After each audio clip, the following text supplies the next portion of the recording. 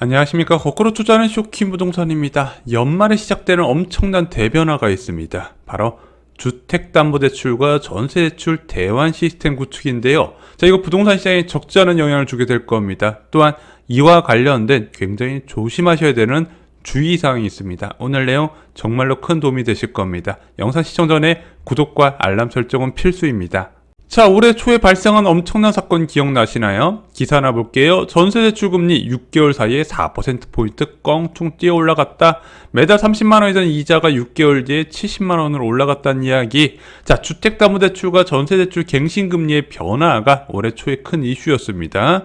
2%대 저금리에서 대출받았던 사람이 갱신금리를 6%, 7% 적용을 받았다는 거죠. 그런데 이렇게 6%에서 7%의 주택담보대출이나 전세대출 갱신금리를 적용받았던 사람들 막상 신규 대출을 받더니 금리가 4% 전후밖에 안 나요.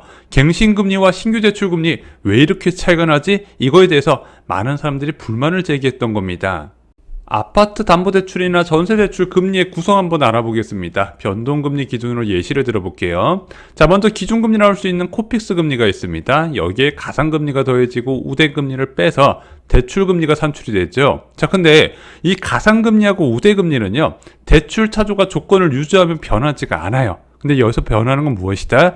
기준금리라고 알려져 있는 코픽스 금리죠. 얘는 일정 주기로 변하게 됩니다. 자, 2021년 1월 기준 대출을 받은 차주를 한번 분석해 보겠습니다. 이 사람은 코픽스 금리 0.9%대 총 대출 금리 2.6%로 주택담보대출을 받았습니다. 하지만 2년 뒤에 통보받은 갱신금리는 코픽스 금리가 0.9에서 4.29%로 올라가면서 5.98%로 껑충 뛰어 올라간다는 거죠. 2.6%의 금리가 5.98%까지 올라갔을 때 원리금과 이자 상환액의 변화 보겠습니다. 원래는 134만원의 이자를 상환했던 사람이 월 219만원을 상환하게 되네. 안 그래도 집값 떨어져서 죽겠는데 이자까지 껑충 뛰어 올라가니까 올 초에 가장 많이 나왔던 시사 용어가 바로 영끌족이었습니다. 집값 하락과 이자 부담 증가를 동시에 겪은 거죠. 그래서 저금리 상황에서는 대출을 받으면 안 되는 거고요. 금리가 높을 때 주택을 구입하시라고 많이 말씀을 드리는 겁니다. 자, 워낙 많은 차주들이 적용을 받다 보니까 정부는 금융권의 갱신금리의 과도한 인상 자제를 요구해요. 그래서 윤석열 대통령이 은행의 사회적 책임을 강조했던 시기가 바로 이때였습니다. 그래서 금융당국이 지속적으로 금융지주에다가 야, 너네들 갱신금리 좀 어떻게 해봐라 하는데 이게 현실적으로 어려움이 있어요. 왜? 대출 계약에 의해서 진행되는 갱신금리였기 때문이죠. 그래서 이제 금융당국에서 이제 은행권에서는 좀 신용을 했어요. 뭐 이제 취약계층이나 이런 분들한테는 이자를 좀 깎아주긴 했지만 대부분 갱신금리가 그대로 적용되어 버렸다는 거죠. 그러다 보니 정부가 가만히 있을 수는 없었다는 겁니다. 그렇게 정부가 꺼내준 두 가지 카드가 있어요. 첫 번째는 특례보금자료론입니다. 자, 이 특례보금자료론은요, 굉장히 특이한 제도였어요. 왜냐면은 기존의 높은 갱신금리 때문에 이 특례보금자료론으로 갈아타는 사람들한테 어떤 혜택을 줬다? 중도상환 수수료를 면제시켜 줍니다. 그러면서 빠르게 부담 없이 갈아탈 수 있도록 해주는 거예요. 그래서 특례보금자료론 출시 한 달간 자금 용도별 분포를 보면요, 기존 대출 상환이 무려 55%를 차지하는 것을 알 수 있습니다. 특례보금자료론은 여러 가지 목적이 있었지만 가장 우선적인 목표가 바로 이 갱신금리가 높아지면서 힘들어하는 차주를 보호하기 위한 정책이었다는 거죠. 두 번째 카드는요, 바로 대환대출 플랫폼입니다. 더 좋은 조건의 대출로 쉽게 갈아타도록 시스템을 구축하자는 거죠. 그래서 금리 비교도 쉽게, 대환 과정에서 사후 처리도 더 간단하게 만들면서 이것을 활성화시키면 금융기관 간의 경쟁이 붙으면서 갱신금리를 과도하게 올리지 않을 것이다. 이런 기대를 하게 된 거죠. 올해 5월 31일 신용대출부터 이 대환대출 시스템 적용이 시작이 됩니다. 그래서 제도 시행 후 4개월간 변화를 봤더니 대환 건수가 무려 6만 7천 건이 넘는다고 하네요. 대출 이동 규모는 15,849건이었고요. 평균 이자 절감폭은 무려 1.5%포인트였다고 합니다. 이자 총 절감액도 300억 원 이상이었다고 하네요. 기대 이상의 성과가 있었죠. 하지만 이 대환 시스템의 진짜는 따로 있습니다. 무려 은행권만 814조 원 규모로 갖고 있는 주택담보대출과 전세대출이라는 거죠. 근데 얘는 좀 기술적인 어려움이 있었어요. 왜냐면은 주택담보대출은 등기가 들어가게 되고요. 전세대출은 보증서를 포함하게 됩니다. 그래서 등기와 보증서가 있기 때문에 신용대출처럼 간단하게 대환 시스템을 만들기가 어려워요. 그래서 정부는 연말쯤에 출시한다는 계획을 발표하고 있었습니다. 그리고 어느덧 연말이 가까우고 출시가 임박했습니다. 금융위원회가 9월 25일 주담대 전세대출 대상 대환대출 인프라 구축 방안을 발표했는데 가급적 2023년 말까지 대환대출 인프라 구축을 완료하되 금융회사별 진행 상황을 고려해서 대국민 서비스는 2023년 말 또는 2024년 1월부터 단계적 진행한다고 발표를 했습니다. 그래서 아무리 늦어도 내년 1월부터는 적용이 된다고 봐요.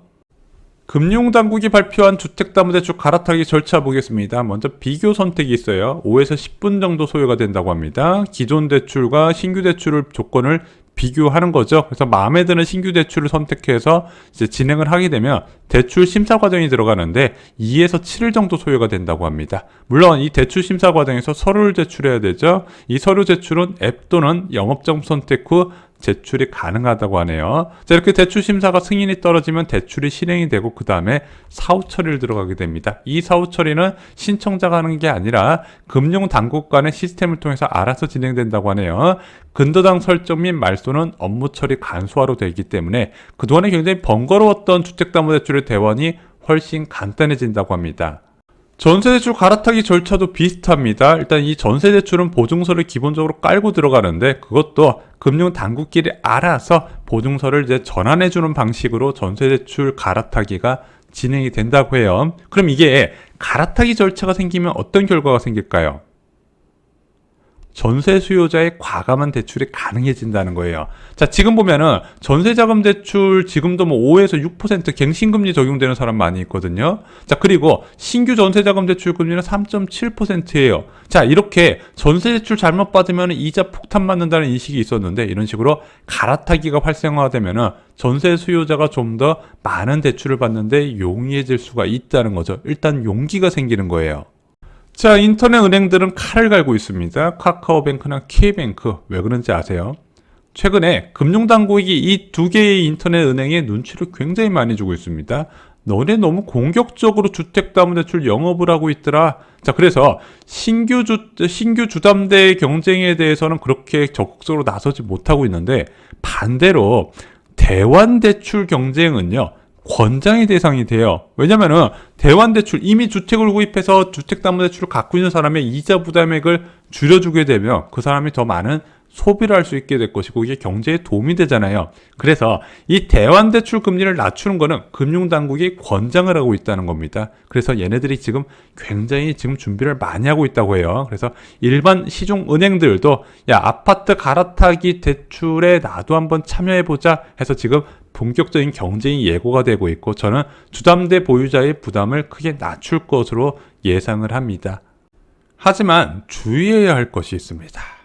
여러분, 아파트를 매수할 때 받는 주택담보대출은요. 주택 구입 자금 대출이에요. 이거는 등기 3개월, 등기 후 3개월 이내만 받는 게 가능합니다. 근데 여러분들이 이렇게 받은 주택 구입 자금 대출을 갈아타게 되면 어떤 대출이 된다? 생활 안정자금 대출로 바뀌게 된다는 거죠. 기존 주택을 담보로 받는 생활 안정자금 대출은요. 강력한 규제가 걸려 있어요. 바로 추가주택 구입 금지 약정입니다. 이것을 위반할 시에 기한 이익의 상실이에요. 즉시 상환 의무가 발생하게 되고요. 3년간 금융기관에서 주택 관련 대출이 불가능하게 됩니다. 이거 굉장히 무서운 거예요. 자, 그럼 내가 주택을 보유한 상태에서 생활 안정자금을 보유하게 되면은 어떤 것이 제한이 될까요? 먼저 내가 돈이 많이 생겨서 이 여유자금으로 갭 투자 한번 해볼까 하는데 그게 안 돼요. 왜? 추가로 주택 구입 사는 거잖아요. 또 하나 안 되는 게 청약이 안 됩니다. 요즘 1주택자분들도 청약 정말로 관심 많이 있거든요. 청약을 할 수가 없어요. 이 청약에 당첨되고 나서 계약을 하기 이전에 이 생활 안정자금을 모두 상환을 해야 됩니다. 그럼 생활 안정자금을 보유한 상태에서 주택 취득 가능한 방법은 무엇이 있나요? 제일 먼저 매각하고 나서 이동을 해야죠. 매각해서 이 생활 안정자금 다 상환하고 신규 주택 산 다음에 신규 주택 담보대출을 받으면 되는 거예요. 물론 기존 주택 보유하는 방법도 있습니다. 기존 주택을 전세로 줘요. 그리고 전세보증금으로 생활안정자금을 상환하고 신규 주택에 이제 주택담보대출을 일으켜서 매수를 하는 거죠. 근데 첫 번째 방법이든 두 번째 방법이든 이사는 필수라는 거, 그래서 좀 걸림돌로 작용이 된다는 겁니다. 그래서 이 대환을 잘못 이용해서 주택을 추가로 구입하지 못하는 분들이 굉장히 많이 있다는 거 여러분들도 참고를 하셨으면 좋겠습니다. 자, 오늘 준비한 소식은 여기까지입니다. 여러분들 금리 인하 시기는 반드시 옵니다. 이번 기준금리 인하엔 어떻게 하시겠습니까? 과거에 대세 금리 하락 시기에 부동산 가격이 어떻게 변했는지 잘 아실 겁니다. 10년 만에 온 기회, 다른 인생을 위한 모든 정보 쇼킹부동산 멤버십에서 따로 정리를 드리고 있습니다. 주 3회 영상으로 인생을 바꾸시기 바랍니다. 이상 영상 마치겠습니다. 끝까지 들어주셔서 감사합니다.